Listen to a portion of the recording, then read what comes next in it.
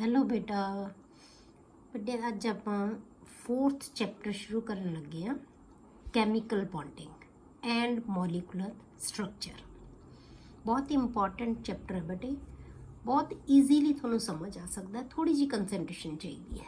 ਠੀਕ ਹੈ, ਹੁਣ ਇਹਦੇ ਵਿੱਚ ਆਪਾਂ ਕੀ ਦੇਖਣਾ ਬੇਟੇ ਕਿ ਆਪਾਂ ਕਹਿੰਦੇ ਆ ਕਿ ਮੈਟਰ ਹੈ ਨਾ ਜਿਹੜਾ, ਉਹ ਇੱਕ ਤਰ੍ਹਾਂ ਦੇ ਜਾਂ ਅਲੱਗ-ਅਲੱਗ ਤਰ੍ਹਾਂ ਦੇ ਐਲੀਮੈਂਟਸ ਤੋਂ ਮਿਲ ਕੇ ਬਣਿਆ ਹੋਇਆ ਹੁੰਦਾ ਹੈ। ਠੀਕ ਹੈ, ਉਹਦੇ ਜਿਹੜੇ ਹਰੇਕ ਐਲੀਮੈਂਟਸ ਦੀਆਂ ਜਿਹੜੀਆਂ ਐਟਮਸ ਹੈ ਉਹ ਇੱਕ ਸਪੀਸ਼ੀਜ਼ ਦੇ ਵਿੱਚ ਜਾਂ ਇੱਕ ਗਰੁੱਪ ਬਣਾ ਕੇ ਉਹ ਰਹਿੰਦੀਆਂ, ਉਹਨੂੰ ਅਸੀਂ ਮੋਲੀਕਿਊਲ ਕਹਿੰਦੇ ਹਾਂ। ਉਸ ਗਰੁੱਪ ਨੂੰ, ਗਰੁੱਪ ਆਫ ਐਟਮਸ ਨੂੰ ਅਸੀਂ ਮੋਲੀਕਿਊਲ ਕਹਿ ਦਿੰਦੇ ਹਾਂ। ਔਰ ਉਸ ਗਰੁੱਪ ਦੇ ਵਿੱਚ ਜਿਹੜੇ ਉਹਦੇ ਕਨਸਟੀਟਿਊਐਂਟ ਪਾਰਟੀਕਲਸ ਹੈ, ਗਰੁੱਪ ਦੇ ਮੈਂਬਰਸ ਹੈ ਜਿਹੜੇ, ਉਹਨਾਂ ਦੇ ਵਿੱਚ ਇੱਕ ਫੋਰਸ ਹੁੰਦੀ ਹੈ। ਉਸ ਫੋਰਸ ਨੂੰ ਅਸੀਂ ਕਹਿੰਦੇ ਹਾਂ ਕੈਮੀਕਲ ਬੌਂਡ।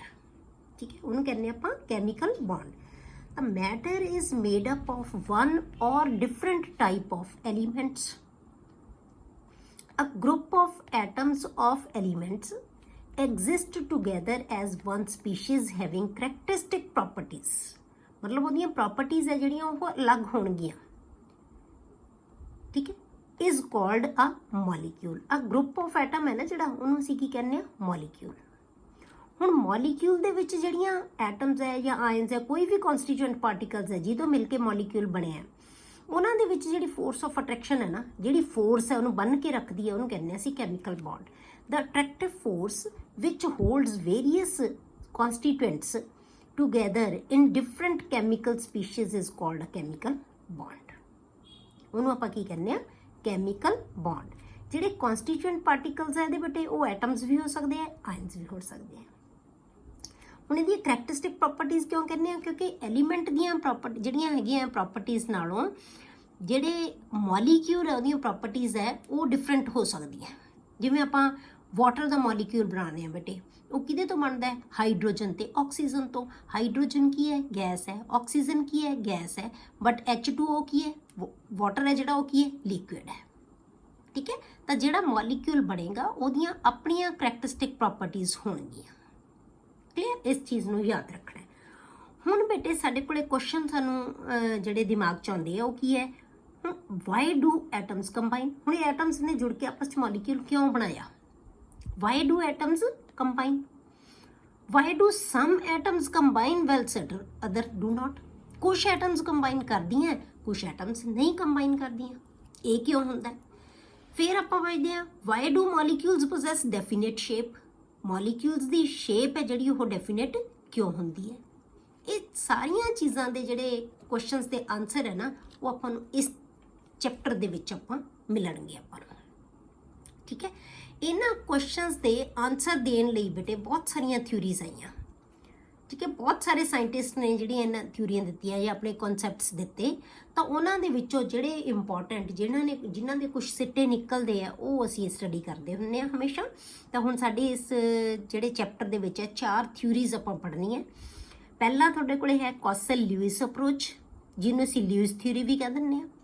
ਦੂਸਰਾ valence shell electron pair repulsion, ਜਿਹਨੂੰ ਅਸੀਂ VSEPR ਵੀ ਕਹਿ ਦਿੰਦੇ ਹਾਂ, ਕੋਈ ਵੈਸਪਰ ਵੀ ਕਹਿ ਦਿੰਦੇ ਹਾਂ, VSEPR valence shell electron pair repulsion theory.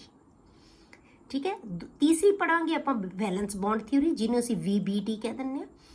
ਚੌਥੀ ਆਪਾਂ ਪੜ੍ਹਨੀ ਹੈ ਬੇਟੇ ਮੋਲੀਕੂਲਰ ਆਰਬਿਟਲ ਥਿਊਰੀ, ਜਿਹਨੂੰ ਅਸੀਂ MOT ਕਹਿ ਦਿੰਦੇ ਹਾਂ, ਮੋਲੀਕੂਲਰ ਆਰਬਿਟਲ ਥਿਊਰੀ। ਇਹ ਚਾਰੋਂ ਥਿਊਰੀਜ਼ ਆਪਾਂ ਪੜਾਂਗੇ 1 by 1 ਇਸ ਚੈਪਟਰ ਦੇ ਵਿੱਚ। ਠੀਕ ਹੈ, ਹੁਣ ਬੇਟੇ ਕੀ ਹੈ ਕਿ ਹਰੇਕ ਚੀਜ਼ ਹੈ ਨਾ ਯੂਨੀਵਰਸ ਦੇ ਵਿੱਚ, ਉਹਦੀ ਇਹ ਇੱਛਾ ਹੁੰਦੀ ਹੈ ਕਿ ਉਹ ਸਟੇਬਲ ਹੋਵੇ। ਔਰ ਸਟੇਬਲ ਕੋਈ ਚੀਜ਼ ਬੇਟੇ ਕਦੋਂ ਹੁੰਦੀ ਹੈ, ਜਦੋਂ ਉਹਦੇ ਕੋਲੇ ਮਿਨੀਮਮ એનર્ਜੀ ਹੁੰਦੀ ਹੈ। ਜਿੰਨੀ એનર્ਜੀ ਘਟਦੀ ਜਾਂਦੀ ਹੈ ਤਾਂ ਸਟੇਬਿਲਿਟੀ ਹਮੇਸ਼ਾ ਵੱਧਦੀ ਜਾਂਦੀ ਹੈ। ਇਹ ਯਾਦ ਰੱਖਣਾ, ਇਹ ਹਮੇਸ਼ਾ ਇਸ ਫੈਕਟ ਨੂੰ ਯਾਦ ਰੱਖਣਾ ਬੇਟੇ ਕਿ ਜਿੰਨੀ એનર્ਜੀ ਘੱਟ ਹੋਏਗੀ ਨਾ, ਉਨੀ ਸਟੇਬਿਲਿਟੀ ਹੈ ਜਿਹੜੀ ਉਹ ਕੀ ਹੋਏਗੀ, ਜ਼ਿਆਦਾ ਹੋਏਗੀ। ਤਾਂ ਹਰੇਕ ਚੀਜ਼ ਸਟੇਬਲ ਹੋਣਾ ਚਾਹੁੰਦੀ ਹੈ ਯੂਨੀਵਰਸ ਦੇ ਵਿੱਚ, ਹਰੇਕ ਚੀਜ਼। ਠੀਕ ਹੈ, every system tends to be more stable. ਹੁਣ ਇਹ ਜਿਹੜਾ ਹੈਗਾ ਬੌਂਡਿੰਗ ਹੈ ਜਿਹੜਾ ਅਸੀਂ ਇਸ ਚੈਪਟਰ ਦੇ ਵਿੱਚ ਪੜ੍ਹਨਾ ਹੈ, bonding is nature's way of lowering the energy of the system. ਜਿਹੜੀ ਬੌਂਡਿੰਗ ਹੈ ਨਾ, ਉਹ ਇੱਕ ਨੇਚਰ ਦਾ ਵੇ ਹੈ, ਨੇਚਰ ਦਾ ਇੱਕ ਰਸਤਾ ਹੈ ਕਿ ਉਹ ਸਿਸਟਮ ਦੀ એનર્ਜੀ ਨੂੰ ਲੋਅਰ ਕਰ ਸਕਦਾ ਹੈ। ਜੇ એનર્ਜੀ ਲੋਅਰ ਹੋਗੀ ਤਾਂ ਕੀ ਹੋਏਗੀ, the system will attain stability. तो सिस्टम है जोड़ा की हो जाएगा बेटे स्टेबल हो जाएगा। ठीक है, bonding is nature's way of lowering the energy of the system to attain stability. मतलब एक नेचर का एक वे है ये कि बॉन्डिंग आप कहने बॉन्डिंग क्यों होंगी है, तो क्यों होंगी है अपनी एनर्जी को घटाने वास्ते ते अपनी स्टेबिलिटी को वधाउण वास्ते बॉन्डिंग होंगी है। हुण ये किवें किवें बॉन्डिंग होंगी है ये अलग अलग थ्योरीज आपां नूं अपनी अपनी डिटेल्स देणगियां। ठीक है, तो पहली आपां शुरू करते हैं बेटे थ्योरी। पहली जिहड़ी थ्योरी साडी कोले वो की है Kossel Lewis approach to chemical bonding. पहला आपां कॉसल-ल्यूइस अप्रोच करते हैं। ये थ्योरी का मेन बेटे मेन चीज़ की है ना, पर लिखिया तो जो है आप नोट्स बनाने उस बहुत कुछ पढ़ना होंगे, पर इन नटशैल ल्यूइस अप्रोच की कहते हैं कि वो कहता कि जोड़े 18th ग्रुप है साडा जिन्हों असीं नोबल गैस कहने हैं वो स्टेबल होंगे एलीमेंट्स। वो स्टेबल क्यों होंगे बेटे, क्योंकि उन्होंने जोड़े वैलेंस शैल है ਉਹਦੇ ਵਿੱਚ हमेशा 8 इलैक्ट्रॉन होंगे, मतलब उन्होंने कंप्लीटली फिल्ड होंगे ਉਹਦਾ वैलेंस शैल। वैलेंस शैल किहनूं कहना बेटे, जिहड़ा आउटर मोस्ट शैल है जिहदे ते एन की वैल्यू मैक्सीमम है। ठीक है, एन की वैल्यू मैक्सीमम है उन्होंने असीं की कहने वैलेंस शैल। जिवें सोडियम का 1s2 2s2 2p6 3s1 3s है जिहड़ा वो की है ਉਹਦਾ valence. Third shell is valence shell, कुछ एस भी हो सकता है पी भी हो सकता है जिहड़े मर्जी हो सकते हैं। ठीक है, तो वह वैलेंस शैल है। तो वैलेंस शैल के कहता भी वो कंप्लीट होंगे। हुण वैलेंस शैल हमेशा वैलेंस शैल किन्ने होणगे बेटे, हमेशा NS2 ते NP6 होणगे। जिहड़ा भी वैलेंस शैल होएगा ना जिहड़ा 18th ग्रुप दे हमेशा की होणगे NS2 होगा ते NP6 होएगा, सिर्फ एक्सैप्ट हीलियम। हीलियम दे विच की हुंदा NS2 हुंदा कल्ला। ठीक है, आप जो आप पीरियोडिक टेबल पढ़िया सी उदों भी आप डिस्कस किया सी कि हीलियम है जिहड़ा वो एक्सैप्शन है। पीरियोडिक टेबल दे विच असीं पी ब्लॉक च रखिया होया, पर उहदे विच एस दे विच 2 इलैक्ट्रॉन होंदे हैं, तो आपां उहदियां प्रॉपर्टीज़ उहनां नाल मिलदियां नोबल गैसेज नाल, इस करके आपां नूं रखिया सी। ठीक है, तो ये कहता कि क्योंकि नोबल गैसेज की कन्फिगरेशन स्टेबल होंदी है तो हरेक स्पीशीज़ चाहेगी कि उसकी कन्फिगरेशन है ना जी नोबल गैस वर्गी बन जाए तो स्टेबल हो जाएगी। बस इन नटशैल ये अप्रोच है जी। ठीक है, कि हरेक वो स्पीशीज़ ये चाहेगी कि उसकी जी वैलेंस शैल कन्फिगरेशन है ना वो किहदे वर्गी बनानी चाहेगी, वो 18th ग्रुप वर्गी नोबल गैसेस वर्गी। चाहे वो उहदे वास्ते इलैक्ट्रॉन किसी तो लवे, चाहे उन्होंने किसी को देने पैण, चाहे वो किसी नाल शेयर करे।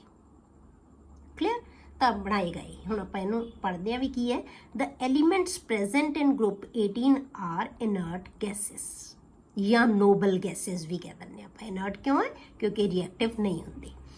देयर वैलेंसी इज 0, उन्हां दी वैलेंसी की है 0। वैलेंसी की हुंदी है कंबाइनिंग कैपेसिटी, किसी दे नाल कोई चीज़ किवें कंबाइन करदी है, इन्हां दी वैलेंसी 0 है, किसी नाल कंबाइन करन दी टेंडेंसी नहीं रखते।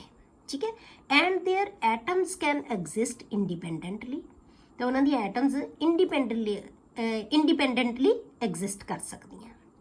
The stability of group 18 elements is due to the presence of 8 electrons in their valence shell. उन्हां दे वैलेंस शैल दे विच 8 इलैक्ट्रॉन हुंदे है, इस करके उन्हां दी जिहड़ी ग्रुप है ना जिहड़ा वो की हुंदा स्टेबल हुंदा, उहदे मैंबर्स है जिहड़े एलीमेंट्स है वो स्टेबल हुंदे हैं। क्यों, क्योंकि 8 इलैक्ट्रॉन हुंदे हैं उन्हां दे वैलेंस शैल दे विच, जिहनूं असीं कहने ऑक्टेट ऑफ इलैक्ट्रॉन्स। 8 इलैक्ट्रॉन नूं की कहा जाता है octet of octet means 8 octet of electrons, उन्होंने असीं ऑक्टेट ऑफ इलैक्ट्रॉन्स कह दिंदे हैं, which represent a stable electronic arrangement या इलैक्ट्रॉनिक कन्फिगरेशन, जिहड़ा कि स्टेबल इलैक्ट्रॉनिक कन्फिगरेशन सानूं दसदा है। हमेशा 8 होणगे वैलेंस शैल च। बेटे ਜਦੋਂ ਆਪਾਂ डी च आ जाएगा ना, ਜਦੋਂ 4th पीरियड तो डी भी आ जाता है, तो डी असीं कित्थे पढ़ते हैं N-1 फिल करते हैं असीं। 4th शैल शुरू होने तो बाद 4s होंदा है, फिर 3d भरते हैं, फिर 4p, तो जे वैलेंस शैल लवांगे वो किहड़ा 4s ते 4p। 4 दे विच s दे विच 2 इलैक्ट्रॉन, p दे विच 6 इलैक्ट्रॉन्स, तो किन्ने होणगे 8। हरेक जिहड़ा 18th ग्रुप लवांगे ना उहदे वैलेंस शैल च हमेशा 8 इलैक्ट्रॉन्स होणगे, इहनूं ही असीं ऑक्टेट कह दिंदे हां। ਇਹਦੇ बेस ਤੇ ਕੀ ਬਣਾਇਆ ਗਿਆ ऑक्टेट रूल। ਹੁਣ ਆਪਾਂ ਪੜਾਂਗੇ ऑक्टेट रूल ਕੀ ਹੁੰਦਾ ਹੈ, ਪਰ ਇੱਥੇ ਆਪਾਂ ਕੀ ਇੱਕ ਦੱਸਣਾ ਹੈ except helium which has 2 electrons in valence shell। ਬਾਕੀ ਸਾਰੇ ਨੋਬਲ ਗੈਸਿਸ ਦੇ ਵੈਲੈਂਸ ਸ਼ੈਲ 'ਚ ਬੇਟੇ ਕਿੰਨੇ ਇਲੈਕਟ੍ਰੋਨ ਹੋਣਗੇ 8 ਹੋਣਗੇ ਐਕਸੈਪਟ ਹੀਲੀਅਮ। ਸਿਰਫ ਹੀਲੀਅਮ ਨੂੰ ਜੇ ਆਪਾਂ ਛੱਡ ਦਈਏ, ਠੀਕ ਹੈ। ਅਗਲਾ ਜਿਹੜਾ ਹੈਗਾ ਬੇਟੇ ਆਪਾਂ ਕਰਦੇ ਆ ਆਕਟੈਟ ਰੂਲ। ਹੁਣ ਆਕਟੈਟ ਰੂਲ ਕੀ ਹੁੰਦਾ ਹੈ? ਆਕਟੈਟ ਰੂਲ ਕਿਹਨੂੰ ਕਹਿੰਦੇ ਆ ਅਸੀਂ? ਲੂਇਸ ਨੇ ਕੀ ਕਿਹਾ ਹੈ ਬੇਟੇ? The atoms of different elements can combine in order to complete their octet। ਕਿ ਅਲੱਗ-ਅਲੱਗ ਐਲੀਮੈਂਟਸ ਦੀਆਂ ਐਟਮਸ ਹੈ ਜਿਹੜੀਆਂ ਉਹ ਕੰਬਾਈਨ ਹੋ ਸਕਦੀਆਂ ਆਪਣਾ ਆਕਟੈਟ ਕੰਪਲੀਟ ਕਰਨ ਲਈ। ਮਤਲਬ ਆਕਟੈਟ ਦਾ ਮਤਲਬ ਆਪਣੇ ਵੈਲੈਂਸ ਸ਼ੈਲ ਦੇ ਵਿੱਚ 8 ਇਲੈਕਟ੍ਰੋਨ ਬਣਾਉਣ ਲਈ ਉਹ ਐਟਮਸ ਹੈ ਜਿਹੜੀਆਂ ਉਹ ਕੀ ਹੈ ਕੰਬਾਈਨ ਹੋ ਸਕਦੀਆਂ। ਇਹ ਕਹਿੰਦਾ ਵੀ ਐਟਮਸ ਤਾਂ ਕੰਬਾਈਨ ਹੁੰਦੀਆਂ ਕਿਉਂਕਿ ਆਪਣੇ ਆਪ ਨੂੰ ਸਟੇਬਲ ਕਰਨਾ ਹੈ। ਸਟੇਬਲ ਕਰਨ ਵਾਸਤੇ ਉਹਨਾਂ ਨੂੰ ਕੀ ਚਾਹੀਦਾ ਹੈ? ਵੈਲੈਂਸ ਸ਼ੈਲ 'ਚ 8 ਇਲੈਕਟ੍ਰੋਨਸ, ਜਿਹਨੂੰ ਅਸੀਂ ਕਹਿੰਦੇ ਹਾਂ ਆਕਟੈਟ, ਤੇ ਇਹਨੂੰ ਅਸੀਂ ਆਕਟੈਟ ਰੂਲ ਕਹਿ ਦਿੰਦੇ ਹਾਂ, ਠੀਕ ਹੈ। To have 8 electrons in the valence shell, this is known as octet rule, ਠੀਕ ਹੈ। ਤਾਂ ਉਹ ਕਹਿੰਦਾ ਕਿ ਆਕਟੈਟ ਰੂਲ ਹੀ ਇਹ ਹੈ ਕਿ ਐਟਮਸ ਹੈ ਜਿਹੜੇ ਐਲੀਮੈਂਟਸ ਹੈ ਨਾ ਜਿਹੜੇ ਉਹਨਾਂ ਦੀਆਂ ਐਟਮਸ ਕੰਬਾਈਨ ਕਰ ਸਕਦੀਆਂ ਟੂ ਕੰਪਲੀਟ देयर ਆਕਟੈਟ। ਹੁਣ ਆਪਾਂ ਲਿਖਦੇ ਹਾਂ ਬੇਟੇ ਲਿਊਇਸ ਸਿੰਬਲਸ। ਲਿਊਇਸ ਸਿੰਬਲ ਕਿਵੇਂ ਹੈ? ਜਿਵੇਂ ਆਪਾਂ ਕਿਸੇ ਵੀ ਐਲੀਮੈਂਟਸ ਦੇ ਸਿੰਬਲਸ, ਕੈਮੀਕਲ ਸਿੰਬਲਸ ਲਿਖਦੇ ਹਾਂ, ਜਿਵੇਂ ਸੋਡੀਅਮ ਨੂੰ ਅਸੀਂ Na ਨਾਲ ਲਿਖਦੇ ਹਾਂ, ਲੀਥੀਅਮ ਨੂੰ Li ਨਾਲ ਲਿਖਦੇ ਹਾਂ, ਨਾਈਟ੍ਰੋਜਨ ਨੂੰ N ਨਾਲ, ਆਕਸੀਜਨ ਨੂੰ O ਨਾਲ। ਹੁਣ ਉਵੇਂ ਸਿੰਬਲ ਬਣਾਤੇ ਲਿਊਇਸ ਨੇ ਵੀ, ਉਹਦੇ ਵਿੱਚ ਥੋੜੀ ਚੇਂਜ ਕਰਤੀ। ਉਹਨੇ ਕੀ ਕੀਤਾ ਕਿ ਜਿਹੜਾ ਵੈਲੈਂਸ ਸ਼ੈਲ ਹੈ ਨਾ, ਵੈਲੈਂਸ ਸ਼ੈਲ ਸਮਝਦੇ ਹੋ ਬਾਰ ਵਾਲਾ, ਉਹਨੂੰ ਯਾਦ ਰੱਖਣਾ ਬੇਟੇ ਜਿੱਥੇ N ਦੀ ਵੈਲਿਊ ਮੈਕਸਿਮਮ ਹੈ। ਇਹਨੂੰ ਕਦੇ ਵੀ ਨਹੀਂ ਭੁੱਲਣਾ ਵੈਲੈਂਸ ਸ਼ੈਲ ਨੂੰ। ਵੈਲੈਂਸ ਸ਼ੈਲ ਉਹ ਨਹੀਂ ਹੁੰਦਾ ਬੇਟੇ ਜਿੱਥੇ ਅਸੀਂ ਇਲੈਕਟ੍ਰੋਨ ਫਿਲ ਕਰਦੇ ਹਾਂ। ਵੈਲੈਂਸ ਸ਼ੈਲ ਉਹ ਹੁੰਦਾ ਜਿਹੜਾ ਬਿਲਕੁਲ ਬਾਹਰ ਵਾਲਾ, ਜਿੱਥੇ N ਦੀ ਵੈਲਿਊ ਮੈਕਸਿਮਮ ਹੈ। ਇਸ ਚੀਜ਼ ਨੂੰ ਭੁੱਲਣਾ ਨਹੀਂ ਤੁਸੀਂ ਕਦੇ ਵੀ, ਠੀਕ ਹੈ। ਵੈਲੈਂਸ ਸ਼ੈਲ ਹੈ ਨਾ ਜਿਹੜਾ, ਉਹ ਕਹਿੰਦਾ ਕਿ ਕਦੇ ਵੀ ਜਿਹੜਾ ਮੋਲੀਕਿਊਲ ਬਣਨਾ ਹੈ, ਠੀਕ ਹੈ, ਜਦੋਂ ਵੀ ਮੋਲੀਕਿਊਲ ਬਣਨਾ ਹੈ ਉਹਦੇ ਵਿੱਚ ਸਿਰਫ ਵੈਲੈਂਸ ਸ਼ੈਲ ਦੇ ਇਲੈਕਟ੍ਰੋਨ ਪਾਰਟਿਸਿਪੇਟ ਕਰਦੇ ਆ। ਜਿਹੜੇ ਅੰਦਰ ਵਾਲੇ ਜਿਹੜੇ ਇਲੈਕਟ੍ਰੋਨ ਹੁੰਦੇ ਆ ਨਾ, ਉਹ ਕਦੇ ਵੀ ਜਿਹੜੇ ਕੈਮੀਕਲ ਕੰਬੀਨੇਸ਼ਨ ਦੇ ਵਿੱਚ ਪਾਰਟਿਸਿਪੇਟ ਨਹੀਂ ਕਰਦੇ, ਉਹ ਪ੍ਰੋਟੈਕਟਿਵ ਹੁੰਦੇ ਆ। In the formation of molecule only the outer shell electrons take part in chemical combination, they are known as valence electrons। ਉਹਨਾਂ ਨੂੰ ਅਸੀਂ ਕੀ ਕਹਿੰਦੇ ਆ? valence electrons। the inner electrons are well protected। ਅੰਦਰ ਵਾਲਿਆਂ ਨੂੰ ਕੋਈ ਲਾਗਾ ਦੇਗਾ ਨਹੀਂ ਜਿਹੜੀ ਕੰਬੀਨੇਸ਼ਨ ਹੋਣਾ ਹੈ। Lewis represented simple notations called Lewis symbols to represent valence electrons in an atom। ਕਿਸੇ ਵੀ ਐਟਮ ਦੇ ਵਿੱਚ ਵੈਲੈਂਸ ਇਲੈਕਟ੍ਰੋਨ ਨੂੰ ਰਿਪਰੈਜ਼ੈਂਟ ਕਰਨ ਵਾਸਤੇ ਉਹਨੇ ਇੱਕ ਸਿੰਬਲ ਦਿੱਤੇ ਜਿਨ੍ਹਾਂ ਨੂੰ ਅਸੀਂ ਲੂਇਸ ਸਿੰਬਲਸ ਕਹਿ ਦਿੰਦੇ ਹਾਂ, ਠੀਕ ਹੈ। Lewis symbols for elements of second period are, ਆਪਾਂ ਲੂਇਸ ਸਿੰਬਲਸ ਬਣਾਤੇ। ਲੀਥੀਅਮ ਦੇ ਵੈਲੈਂਸ ਸ਼ੈਲ 'ਚ ਕਿੰਨੇ ਬਟੇ, ਤੇ ਮੈਂ ਤੁਹਾਨੂੰ ਤਾਂ ਕਨਫੀਗਰੇਸ਼ਨ ਲਿਖਤੀ 1s2 2s1, ਸਾਨੂੰ ਪਤਾ ਲੱਗ ਜੇ ਕਿ ਵੈਲੈਂਸ ਸ਼ੈਲ 'ਚ ਇਲੈਕਟ੍ਰੋਨ ਕਿੰਨੇ ਆ, 1 ਹੈ, ਤਾਂ ਅਸੀਂ ਉੱਤੇ ਇੱਕ ਡਾਟ ਲਗਾਤਾ। ਸਿਰਫ ਡਾਟਸ ਲਗਾ ਦੇਣੇ ਆ ਜਿੰਨੇ ਉਹਦੇ ਵੈਲੈਂਸ 'ਚ ਇਲੈਕਟ੍ਰੋਨ ਹੈ। ਬੈਰੀਲੀਅਮ 'ਚ ਕਿੰਨੇ ਆ ਬੇਟੇ? 2, 2s2 ਹੈ, ਠੀਕ ਹੈ। ਜੇ ਆਪਾਂ ਨੂੰ ਇਕੱਲਾ ਵੈਲੈਂਸ 1s2 ਤਾਂ ਸਭ 'ਚ ਆਏਗਾ ਹੀ ਆਏਗਾ। 1s2 ਤਾਂ ਇਹ ਤਾਂ ਫਿਲ ਹੋ ਗਿਆ ਪੂਰਾ ਪਹਿਲਾ ਸ਼ੈਲ ਤਾਂ। ਸਿਰਫ ਆਪਾਂ ਵੈਲੈਂਸ ਸ਼ੈਲ ਲਵਾਂਗੇ 2s1, ਫਿਰ 2s2, 2s2 2p, ਫਿਰ 2s 'ਚ ਤਾਂ ਹੋਰ ਆ ਨਹੀਂ ਸਕਦਾ, ਫਿਰ 2p ਸ਼ੁਰੂ ਹੋ ਗਿਆ, 2p1 2p2 2p3 2p4 2p5। ਹੁਣ ਵੈਲੈਂਸ ਇਲੈਕਟ੍ਰੋਨ ਕੀ ਹੈ? s ਤੇ p ਨੂੰ ਮਿਲਾ ਕੇ ਬਣਨਗੇ। ਇਹਦੇ 'ਚ ਕਿੰਨੇ ਆ? 2, ਇਹ 'ਚ ਕਿੰਨੇ ਹੋ ਗਏ ਬੇਟੇ? 3, 2s2 and 2p1, 3 electrons wellness shell 'ਚ। ਹੁਣ ਇੱਥੇ ਤੁਹਾਨੂੰ ਕਨਫੀਗਰੇਸ਼ਨ ਨਹੀਂ ਭੁੱਲਣੀ ਬੇਟੇ, ਇਹ ਯਾਦ ਰੱਖੋ ਕਿ ਲੀਥੀਅਮ ਦਾ ਨੰਬਰ 3 ਹੁੰਦਾ ਹੈ, ਇਹਦਾ 3, ਇਹਦਾ 4 ਹੈ, ਇਹਦਾ 5 ਹੈ, ਇਹਦਾ 6 7 8 9 ਐਂਡ 10। ਤੇ 10 ਦੇ ਵਿੱਚੋਂ ਬੇਟੇ ਸਿਰਫ 1s ਪਹਿਲਾ ਸ਼ੈਲ ਹੈ ਜਿਹੜਾ, ਇਹ 'ਚ 2 ਇਲੈਕਟ੍ਰੋਨ ਆ, ਬਾਕੀ ਸਾਰੇ ਕੀ ਹੈ? ਦੂਸਰੇ ਸ਼ੈਲ 'ਚ ਹੈ, ਉਹ ਜਿੰਨੇ ਵੀ ਹੋਣਗੇ ਉਹ ਦੇਖ, ਠੀਕ ਹੈ। ਤਾਂ ਵੈਲੈਂਸ ਸ਼ੈਲ ਜਿਹਦੇ ਕੋਲ 3 ਇਲੈਕਟ੍ਰੋਨ ਹੈ, ਅਸੀਂ 3 ਦਿਖਾਤੇ। ਇਹਦੇ ਕੋਲ ਕਿੰਨੇ ਬੇਟੇ? 4 ਹੈ, ਤਾਂ ਅਸੀਂ 4 ਦਿਖਾਤੇ। ਨਾਈਟ੍ਰੋਜਨ ਕੋਲ 5 ਹੈ, ਤਾਂ ਅਸੀਂ 5 ਲਿਖਤੇ। ਤੁਸੀਂ ਇਹਨੂੰ ਜ਼ਰੂਰੀ ਨਹੀਂ ਜਿਵੇਂ ਮਰਜ਼ੀ ਲਿਖ ਸਕਦੇ ਹੋ ਇਹਨਾਂ ਨੂੰ, ਠੀਕ ਹੈ। ਆਕਸੀਜਨ ਕੋਲ 6 ਹੈ, ਤਾਂ ਆਪਾਂ 6 ਇਲੈਕਟ੍ਰੋਨ ਦਿਖਾਤੇ। ਫਲੋਰੀਨ ਕੋਲ 7 ਹੈ, ਨਿਓਨ ਕੋਲ 10 ਹੈ, ਠੀਕ ਹੈ। ਇਹ ਵੈਲੈਂਸ ਇਲੈਕਟ੍ਰੋਨ ਹੈ ਜਿਹੜੇ ਬਾਹਰ ਵਾਲਾ ਸ਼ੈਲ ਹੈ, ਠੀਕ ਹੈ।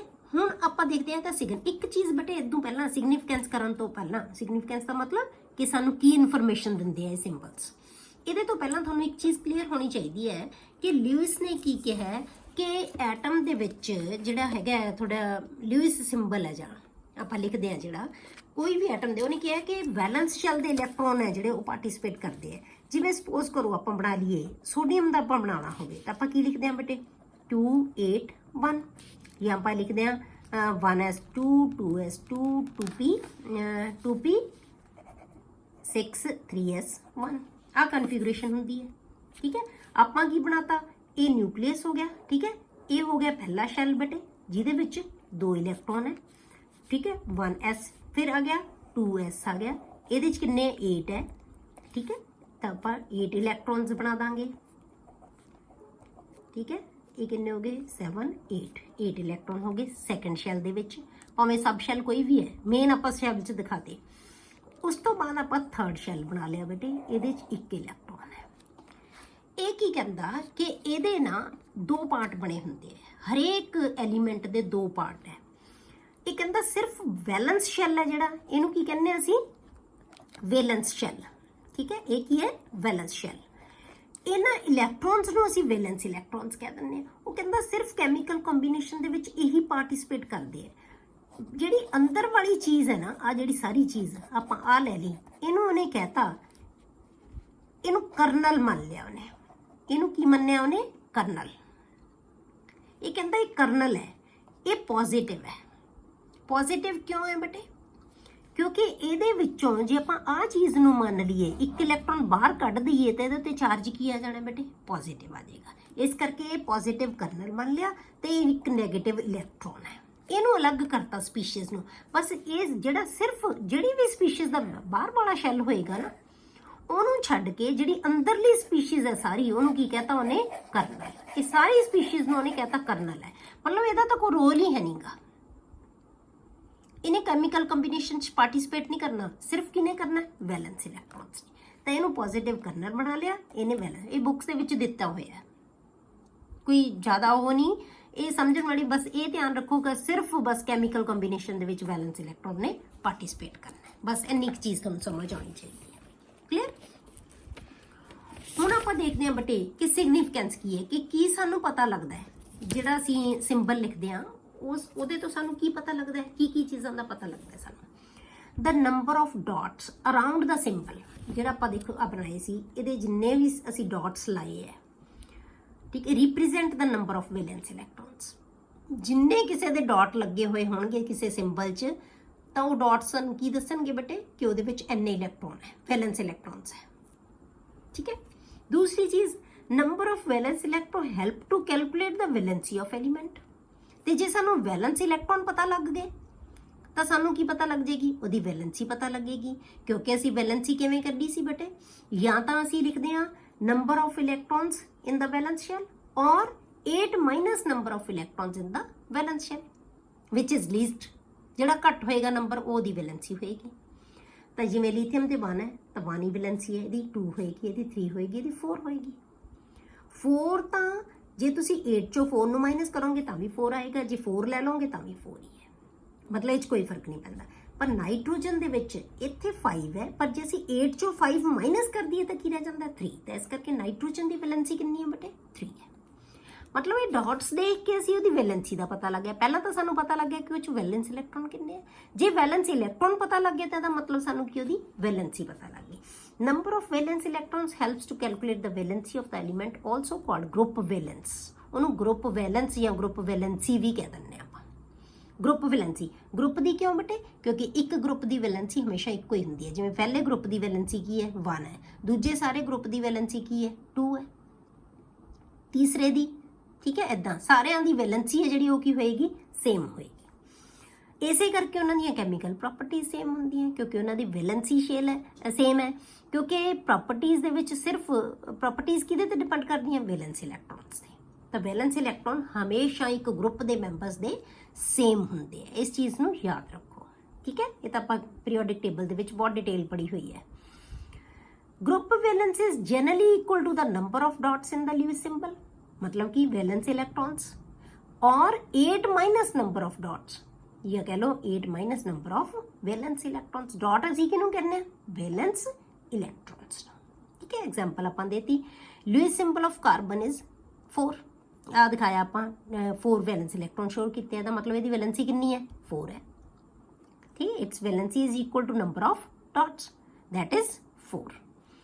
बट नाइट्रोजन का सिंपल की है, 5 डॉट लगे हुए हैं, ਇਹਦਾ मतलब नाइट्रोजन की वैलेंसी कितनी है, ਅਸੀਂ 5 नहीं कहांगे तो हुण की कहांगे, ਆਪਾਂ ਕਿਹਾ ਸੀ ਜਿਹੜਾ ਘੱਟ ਨੰਬਰ ਹੋਏਗਾ ਉਹ ਲੈਣਾ है 8 - 5 ਤਾਂ ਕੀ ਆ ਗਈ 3 ਆ ਗਈ। मतलब ਜੇ ਸਾਨੂੰ ਡਾਟਸ ਪਤਾ ਹੈ ਤਾਂ ਸਾਨੂੰ ਕੀ ਹੈ ਉਹਦੀ ਵੈਲੈਂਸ ਇਲੈਕਟ੍ਰੋਨ ਵੀ ਪਤਾ ਲੱਗ ਗਿਆ ਤੇ ਸਾਨੂੰ ਉਹਦੀ ਵੈਲੈਂਸੀ ਵੀ ਪਤਾ ਲੱਗ ਗਈ।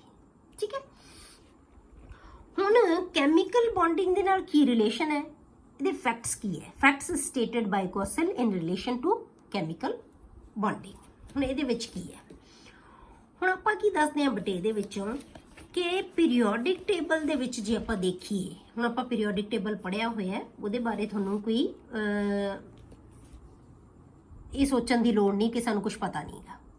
ਠੀਕ ਹੈ, ਤਾਂ ਇਨ ਦਾ ਪੀਰੀਓਡਿਕ ਟੇਬਲ ਹਾਈਲੀ ਇਲੈਕਟ੍ਰੋਨੈਗੇਟਿਵ ਹੈਲੋਜਨਸ ਕਿਹਨਾਂ ਨੂੰ ਕਹਿੰਦੇ ਬਟੇ 17 ਗਰੁੱਪ ਨੂੰ। ਇਹ ਕਿੱਥੇ ਹੈ, ਬਿਲਕੁਲ ਐਕਸਟ੍ਰੀਮ ਰਾਈਟ ਤੇ 17 ਗਰੁੱਪ ਹੈ। ਇਹ ਹਾਈਲੀ ਇਲੈਕਟ੍ਰੋਨੈਗੇਟਿਵ ਹੈ। 17 ਗਰੁੱਪ ਕੀ ਹੈ, ਹਾਈਲੀ ਇਲੈਕਟ੍ਰੋਨੈਗੇਟਿਵ। ਉਸ ਤੋਂ ਬਾਅਦ ਆ ਗਿਆ ਬੇਟੇ ਕਿ ਪਹਿਲਾ ਗਰੁੱਪ ਹੈ ਜਿਹੜਾ ਉਹ ਹਾਈਲੀ ਇਲੈਕਟ੍ਰੋਪੋਜ਼ਿਟਿਵ ਹੈ। ਇਲੈਕਟ੍ਰੋਨੈਗੇਟਿਵ ਕਿਹਨਾਂ ਨੂੰ ਕਹਿੰਦੇ ਆ ਬੇਟੇ, ਜਿਹੜੀਆਂ ਸਪੀਸ਼ੀਜ਼ ਇਲੈਕਟ੍ਰੋਨ ਗੇਨ ਕਰ ਸਕਦੀਆਂ। ਇਲੈਕਟ੍ਰੋਪੋਜ਼ਿਟਿਵ ਕਿਹਨਾਂ ਨੂੰ ਕਹਿੰਦੇ ਆ, ਜਿਹੜੀ ਸਪੀਸ਼ੀਜ਼ ਇਲੈਕਟ੍ਰੋਨ ਲੂਜ਼ ਕਰ ਸਕਦੀਆਂ। ਯਾਦ ਰੱਖਣਾ ਇਲੈਕਟ੍ਰੋਪੋਜ਼ਿਟਿਵ ਦਾ ਮਤਲਬ ਕਿ ਉਹ ਇਲੈਕਟ੍ਰੋਨ ਦੀ ਉਹਨਾਂ ਨੂੰ ਇਲੈਕਟ੍ਰੋਨ ਲੂਜ਼ ਕਰਨ ਦੀ ਟੈਂਡੈਂਸੀ ਹੈ ਉਹਨਾਂ ਦੀ, ਤੇ ਜੇ ਇਲੈਕਟ੍ਰੋਨ ਨੈਗੇਟਿਵ ਹੈ ਤਾਂ ਉਹਦੀ ਇਲੈਕਟ੍ਰੋਨ ਨੂੰ ਗੇਨ ਕਰਨ ਦੀ ਟੈਂਡੈਂਸੀ ਹੈ। ਸਮਝ ਕੇ 17 ਗਰੁੱਪ ਦੇ ਵਿੱਚ ਇਲੈਕਟ੍ਰੋਨ ਨੈਗੇਟਿਵ ਹੈ ਤੇ ਫਸਟ ਗਰੁੱਪ ਦੇ ਵਿੱਚ ਇਲੈਕਟ੍ਰੋਪੋਜ਼ਿਟਿਵ ਹੈ। ਪਰ ਇਹਨਾਂ ਗਰੁੱਪ ਦੇ ਇਹ ਦੋ ਗਰੁੱਪ ਹੈ ਜਿਹੜੇ ਕਿਹਦੇ ਨਾਲ ਸੈਪਰੇਟ ਹੋਏ ਹੋਏ ਆ ਬੇਟੇ, ਇਕੱਲੇ 18 ਗਰੁੱਪ ਨਾਲ, ਕਿਉਂਕਿ 17 ਤੋਂ ਬਾਅਦ ਕੀ ਆਉਂਦਾ ਹੈ 18 ਗਰੁੱਪ ਆ ਜਾਂਦਾ ਹੈ। 18 ਤੋਂ ਬਾਅਦ ਕਿਹੜਾ ਗਰੁੱਪ ਆਉਂਦਾ ਬੇਟੇ, ਫਸਟ ਆ ਜਾਂਦਾ ਹੈ। ਤਾਂ ਇਹਦਾ ਮਤਲਬ 17 ਤੇ ਫਸਟ ਗਰੁੱਪ ਦੇ ਵਿਚਕਾਰ ਇੱਕ ਗਰੁੱਪ ਆਉਂਦਾ ਹੈ 18, ਜਿਹੜਾ ਕਿ ਨੋਬਲ ਗੈਸ ਹੈ। ਤਾਂ ਇਹ ਤੇ ਇਹ ਦੋਨੋਂ ਕੀ ਉਹਦੇ ਵਰਗੇ ਬਣ ਸਕਦੇ ਆ ਬਹੁਤ ਈਜ਼ੀਲੀ। ਇਹ ਇਲੈਕਟ੍ਰੋਨ ਗੇਨ ਕਰਕੇ, ਇਹ ਇਲੈਕਟ੍ਰੋਨ ਲੂਜ਼ ਕਰਕੇ। ਇਹ ਇਲੈਕਟ੍ਰੋਨ ਇੱਕ ਇਲੈਕਟ੍ਰੋਨ, ਕਿਉਂਕਿ ਇਹਦੇ 7 ਇਲੈਕਟ੍ਰੋਨ ਹੈ ਵੈਲੈਂਸ ਸ਼ੈਲ ਦੇ ਵਿੱਚ। ਠੀਕ ਹੈ, ਤਾਂ ਇਹ 7 ਤੇ ਇੱਕ ਇਲੈਕਟ੍ਰੋਨ ਗੇਨ ਕਰਕੇ ਕੀ ਬਣਾ ਜਾਏਗਾ 8 ਬਣ ਜਾਏਗਾ, ਕਿਉਂਕਿ 8 ਹੀ ਚਾਹੀਦੇ ਆ। ਇਹਦੇ ਕੋਲ ਇੱਕੋ ਹੀ ਇਲੈਕਟ੍ਰੋਨ ਹੈ ਵੈਲੈਂਸ ਸ਼ੈਲ 'ਚ, ਇਹ ਲੂਜ਼ ਕਰ ਸਕਦਾ ਹੈ। ਇਹ ਕੀ ਬਣਾ ਲੇਗਾ, ਇਹਦੇ ਕੋਲੇ ਵੀ ਪਿਛਲਾ ਸੈੱਲ ਹੈ ਜਿਹੜਾ ਉਹ ਕੰਪਲੀਟ ਹੋਏਗਾ, ਇਹਦੇ ਕੋਲੇ ਵੀ 8 ਰਹਿ ਜਾਣਗੇ। ਮਤਲਬ ਕਿ ਇਹਨਾਂ ਦੋਨੋਂ ਜਿਹੜੇ ਇਲੈਕਟ੍ਰੋਨੈਗੇਟਿਵ ਤੇ ਪੋਜ਼ਿਟਿਵ ਸਪੀਸ਼ੀਜ਼ ਹੈ ਨਾ, ਉਹਨਾਂ ਨੂੰ ਸਿਰਫ ਉਹਨਾਂ ਦੇ ਵਿਚਕਾਰ ਇੱਕ ਗਰੁੱਪ ਆਉਂਦਾ ਹੈ ਜਿਹਦੀ ਕਨਫੀਗਰੇਸ਼ਨ ਕੀ ਹੁੰਦੀ ਹੈ, ਸਟੇਬਲ ਕਨਫੀਗਰੇਸ਼ਨ ਹੁੰਦੀ ਹੈ, ਜਿਹਨੂੰ ਅਸੀਂ ਨੋਬਲ ਗੈਸ ਕਹਿੰਦੇ ਹਾਂ। Are separated by noble gases. Noble gases ਦੇ ਨਾਲ ਇਹ ਸੈਪਰੇਟ ਹੋਏ ਪਏ। ਠੀਕ ਹੈ, ਹੁਣ ਦੂਸਰੀ ਚੀਜ਼ ਕੀ ਹੈ, halogen atoms change to negative ion. Halogen atom ਕੀ ਹੈ ਬੇਟੇ, ਨੈਗੇਟਿਵ ਆਇਨ ਚੇਂਜ ਕਰ ਸਕਦੀ ਹੈ, ਹੋ ਸਕਦੀ ਹੈ, ਜਾਂ anion by the gain of electron. Alkali metal change to positive ion by the loss of electron. मैं तुहानू पहले ही दसता कि पहले ग्रुप वाले इलेक्ट्रॉन लूज करके पॉजिटिव आयन बना लेगा, तो 17 ग्रुप वाला इलेक्ट्रॉन गेन करके नैगेटिव आयन बना लेगा। क्लियर। हुण नैगेटिव ते पॉजिटिव चार्जेस सानू पता है कि ऑपोजिट चार्जेस विच हमेशा की हुंदी है बच्चे, फोर्स ऑफ अट्रैक्शन। वो एक दूजे नू अट्रैक्ट करनगे। ठीक है, तो उन्हें क्या negative and positive ions thus formed attain a stable noble gas configuration। 17 group वाले ने एक इलेक्ट्रॉन गेन कर लिया, 8 बन गए। ਜਿਹੜਾ फस्ट ग्रुप सी ਉਹਦੀ वैलेंस शेल 'ਚ ਇੱਕੋ ਇਲੈਕਟ੍ਰੋਨ ਸੀ, ਉਹਨੇ ਲੂਜ਼ ਕਰਤਾ, ਉਹਦਾ ਪਿਛਲਾ ਸ਼ੈਲ ਕੰਪਲੀਟ ਲੈ ਲਿਆ। That is they achieve a stable octet NS2 and NP6। ਇਹੀ ਨੋਬਲ ਗੈसेस ਦੀ ਕਨਫੀਗਰੇਸ਼ਨ ਹੁੰਦੀ ਹੈ। NS2 and NP6 ਨੋਬਲ ਗੈसेस ਕਿੱਥੇ ਆਉਂਦੀਆਂ ਬੇਟੇ, P ब्लॉक च आती है, तो उन्होंने हमेशा कन्फिगरेशन की होंगी है NS2 and NP6। लास्ट वाले दी NP6 ही आएगी जो आप 18 ग्रुप लेने। ठीक है, in some cases a stable duplet is also formed in the ions which attain configuration of helium। Noble gas की दी सिर्फ हीलियम बड़ी बनाउणगे, कुछ जिवें लीथियम है इलेक्ट्रॉन लूज कर देगा तो किहदे वर्गी कन्फिगरेशन बन जाएगी, हीलियम वर्गी। ये एक्सैप्शन लैनी है बस हीलियम की पहली, बाकी सारे कोले हमेशा 8 होणगे। ठीक है, हुण ये किवें स्टेबलाइज होणगे बेटे दोने, ऑक्टेट तो कंप्लीट हो गया। The negative and positive ions are stabilized by electrostatic force of attraction। Electrostatic force of attraction किनू कहने बेटे आपां, जिहड़ी अपोजिट चार्जेस दे विच अट्रैक्शन हुंदी है ना, ਨੈਗੇਟਿਵ ਤੇ ਪੋਜ਼ਿਟਿਵ ਚਾਰਜ 'ਚ ਜਿਹੜੀ ਅਟਰੈਕਸ਼ਨ ਹੁੰਦੀ ਹੈ ਉਹਨੂੰ ਕੀ ਕਿਹਾ ਜਾਂਦਾ ਹੈ? Electrostatic force of attraction. ਤਾਂ ਇਹ ਫੋਰਸ ਹੈ ਜਿਹੜੀ ਉਹਨਾਂ ਨੂੰ ਬਾਈਂਡ ਕਰਕੇ ਰੱਖੇਗੀ। ਕਲੀਅਰ? ਹੁਣ ਜਿਹੜੇ ਮੋਡਸ ਆਫ ਕੈਮੀਕਲ ਕੰਬੀਨੇਸ਼ਨ ਕੀ ਹੈ? ਹੁਣ ਇਹ ਤਾਂ ਕਹਿਤਾ ਕਿ ਇਹਨਾਂ ਨੇ ਇਲੈਕਟ੍ਰੋਨ ਹੈ ਕਿਸੇ ਸਪੀਸ਼ੀ, ਕਿਉਂਕਿ ਹਰੇਕ ਨੇ ਸਪੀਸ਼ੀਜ਼ ਨੇ ਕੀ ਕਰਨਾ ਹੈ? ਆਪਣਾ ਆਕਟੇਟ ਕੰਪਲੀਟ ਕਰਨਾ ਹੈ, ਮਤਲਬ ਆਪਣੇ ਵੈਲੈਂਸ ਸ਼ੈਲ 'ਚ 8 ਇਲੈਕਟ੍ਰੋਨ ਬਣਾਉਣੇ ਹੈ। ਇਹ ਨਟ ਸ਼ੈਲ ਲਿਊਸ ਜਿਹੜਾ ਥਿਊਰੀ ਹੈ ਇਹ ਦੱਸਦੀ ਹੈ ਸਾਨੂੰ ਕਿ ਹਰੇਕ ਸਪੀਸ਼ੀਜ਼ ਚਾਹੁੰਦੀ ਹੈ ਕਿ ਉਹਦੇ ਆਕਟੇਟ ਦੇ ਵਿੱਚ 8 ਇਲੈਕਟ੍ਰੋਨ ਹੋਣ। ਹੁਣ ਉਹ 8 ਇਲੈਕਟ੍ਰੋਨ ਬਣਾਉਣ ਵਾਸਤੇ ਉਹ ਕੀ ਕਰ ਸਕਦੀ ਹੈ ਬੇਟੇ? ਦੋ ਤਰ੍ਹਾਂ ਨਾਲ ਉਹ ਕੰਪਲੀਟ ਕਰ ਸਕਦਾ ਆਪਣਾ octet. Modes of chemical combination, types of chemical bonds.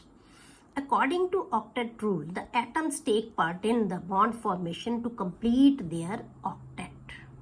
ਇਹੀ ਸਾਨੂੰ ਥਿਊਰੀ ਨੇ ਦੱਸਿਆ ਕਿ ਕਿਉਂ ਕੰਬਾਈਨ ਹੁੰਦੀਆਂ ਐਟਮਸ? ਆਪਣਾ ਆਕਟੇਟ ਕੰਪਲੀਟ ਕਰਨ ਵਾਸਤੇ। ਠੀਕ ਹੈ, ਹੁਣ ਇਹ ਕੰਪਲੀਟ ਕਿਵੇਂ ਕਰ ਸਕਦੀਆਂ? This can be achieved as by electron transfer or by electron sharing. ਜਾਂ ਤਾਂ ਇਲੈਕਟ੍ਰੋਨ ਦੀ ਟ੍ਰਾਂਸਫਰ ਕਰ ਸਕਦੀ ਹੈ, ਕੋਈ ਸਪੀਸ਼ੀਜ਼ ਇਲੈਕਟ੍ਰੋਨ ਲੂਜ਼ ਕਰ ਸਕਦੀ ਹੈ, ਦੂਜੀ ਸਪੀਸ਼ੀਜ਼ ਇਲੈਕਟ੍ਰੋਨ ਗੇਨ ਕਰ ਲੇਗੀ। ਇਹ ਤਾਂ ਇਲੈਕਟ੍ਰੋਨ ਦੀ ਟ੍ਰਾਂਸਫਰ ਹੋਗੀ from one species to another. ਇੱਕ ਹੁੰਦਾ ਬਾਈ ਇਲੈਕਟ੍ਰੋਨ ਸ਼ੇਅਰਿੰਗ। ਸ਼ੇਅਰਿੰਗ ਦੀ ਕੀ? ਜਿਹਦੇ ਕੋਲ ਜਿੰਨੀ ਕਮੀ ਹੈ, ਠੀਕ ਹੈ, ਉਹ ਆਪਸ ਦੇ ਵਿੱਚ ਉਹਨੇ ਇਲੈਕਟ੍ਰੋਨ ਇੱਕ ਦੂਜੇ ਨਾਲ ਸ਼ੇਅਰ ਕਰ ਲੈਣਗੇ। ਸ਼ੇਅਰ ਕਰਕੇ ਮਤਲਬ ਦੇਣਗੇ ਨਹੀਂ, ਉਹਨਾਂ ਨੇ ਟ੍ਰਾਂਸਫਰ ਨਹੀਂ ਕਰਨੇ ਇਲੈਕਟ੍ਰੋਨ, ਸਿਰਫ ਆਪਸ ਦੇ ਵਿੱਚ ਸ਼ੇਅਰ ਕਰਨੇ ਆ ਤੇ ਆਪਣਾ ਆਕਟੇਟ ਕੰਪਲੀਟ ਕਰਨਾ ਹੈ। ਇਹਨਾਂ ਨੂੰ ਬਹੁਤ ਡਿਟੇਲ 'ਚ ਆਪਾਂ ਪੜਾਂਗੇ ਬੇਟੇ ਤਾਂ ਸਮਝ ਆਏਗੀ ਤੁਹਾਨੂੰ। ਠੀਕ ਹੈ, ਤਾਂ ਬਾਈ ਇਲੈਕਟ੍ਰੋਨ ਟ੍ਰਾਂਸਫਰ ਨਾਲ ਕੀ ਹੋਏਗਾ? The atoms can combine by transfer of one or more electrons. ਕਿਹੜੇ ਇਲੈਕਟ੍ਰੋਨ? Valence electron. ਸਿਰਫ ਤੇ ਇੱਥੇ ਵੈਲੈਂਸ ਇਲੈਕਟ੍ਰੋਨਸ ਹੀ ਲਿਖਣੇ ਆ ਤੁਸੀਂ। The atoms can combine by transfer of one or more valence electrons from one atom to another. The bond formed is known as ionic or electrovalent bond. ਜਿਹੜਾ bond ਬਣੇਗਾ ਨਾ ਉਹ ਕੀ ਬਣੇਗਾ? Ionic bond. ਆਇਨਿਕ ਬੌਂਡ ਕਿਉਂ ਬਣੇਗਾ? ਆਪਾਂ ਹੁਣੇ ਪੜ੍ਹ ਕੇ ਹਟੇ ਉੱਤੇ ਬੇਟੇ ਕਿ ਪਹਿਲੇ ਗਰੁੱਪ ਵਾਲੀ ਦੀ ਆਪਾਂ ਐਗਜ਼ਾਮਪਲ ਲਈ ਸੀ। ਕੋਈ ਇਲੈਕਟ੍ਰੋਨ ਲੂਜ਼ ਕਰਦੇ ਆ, ਲੂਜ਼ ਕਰਕੇ ਕੀ ਬਣਾ ਲੈਂਦੇ ਆ? ਪੋਜ਼ਿਟਿਵਲੀ ਚਾਰਜਡ ਆਇਨ ਬਣ ਜਾਣਗੇ। ਜਿਹੜੀ ਸਪੀਸ਼ੀਜ਼ ਇਲੈਕਟ੍ਰੋਨ ਗੇਨ ਕਰ ਲੇਗੀ ਉਹ ਕੀ ਹੋ ਜਾਏਗੀ? ਨੈਗੇਟਿਵਲੀ ਚਾਰਜਡ ਹੋ ਜਾਏਗੀ। ਤਾਂ ਆਇਨ ਹੀ ਬਣ ਗਏ ਨਾ, ਪੋਜ਼ਿਟਿਵ ਤੇ ਨੈਗੇਟਿਵ ਆਇਨ ਬਣ ਗਏ। ਇਹਨਾਂ ਨੂੰ ਕਰਨੀਆਂ ਅਸੀਂ ਆਇਨਿਕ ਬੌਂਡ ਕਹਿ ਦਿੰਦੇ ਹਾਂ। ਜਿਹੜਾ ਉਹਨਾਂ ਦਾ ਬੌਂਡ ਬਣੇਗਾ ਉਹ ਕੀ ਹੋਏਗਾ? ਆਇਨਿਕ ਬੌਂਡ ਬਣੇਗਾ। ਕਿਵੇਂ? ਜੇ ਇਲੈਕਟ੍ਰੋਨ ਦੀ ਟ੍ਰਾਂਸਫਰ ਹੁੰਦੀ ਹੈ। ਠੀਕ ਹੈ, ਜਾਂ ਅਸੀਂ ਉਹਨੂੰ ਇਲੈਕਟ੍ਰੋਵੇਲੈਂਟ ਬੌਂਡ ਕਹਿ ਦਿੰਦੇ ਹਾਂ। ਆਇਨਿਕ ਔਰ ਇਲੈਕਟ੍ਰੋਵੇਲੈਂਟ ਬੌਂਡ। ਦੂਸਰਾ ਕੀ ਹੋ ਸਕਦਾ ਬੇਟੇ? ਦੂਸਰਾ ਹੋ ਸਕਦਾ ਹੈ ਜੇ ਅਸੀਂ ਸ਼ੇਅਰਿੰਗ ਨਾਲ ਬਣਾਉਂਦੇ ਹਾਂ। ਜੇ ਕਾਹਦੇ ਨਾਲ ਬਣੇਗਾ? ਸ਼ੇਅਰਿੰਗ ਨਾਲ, ਬਾਈ electron sharing. The atoms can combine by sharing of one or more valence electrons. ਜਿਹੜੀਆਂ ਐਟਮਸ ਹੈ ਨਾ ਉਹ ਇੱਕ ਜਾਂ ਇੱਕ ਤੋਂ ਜ਼ਿਆਦਾ ਵੈਲੈਂਸ ਇਲੈਕਟ੍ਰੋਨ ਨੂੰ ਸ਼ੇਅਰ ਕਰਕੇ ਵੀ ਜਿਹੜੀ ਹੈਗੀ ਹੈ ਕੰਬਾਈਨ ਹੋ ਸਕਦੀਆਂ। In order to complete their octet in their valence shells. ਆਪਣੇ ਵੈਲੈਂਸ ਸ਼ੈਲ ਦੇ ਵਿੱਚ ਉਹਨਾਂ ਨੇ ਕੀ ਹੈ? 8 ਇਲੈਕਟ੍ਰੋਨਸ ਬਣਾਉਣੇ ਹੈ। The bond formed is called covalent bond. ਜਿਹੜਾ ਬੌਂਡ ਸ਼ੇਅਰਿੰਗ ਨਾਲ ਬਣਦਾ ਬੇਟੇ ਉਹਨੂੰ ਅਸੀਂ ਕੀ ਕਹਿੰਦੇ ਆ? Covalent bond.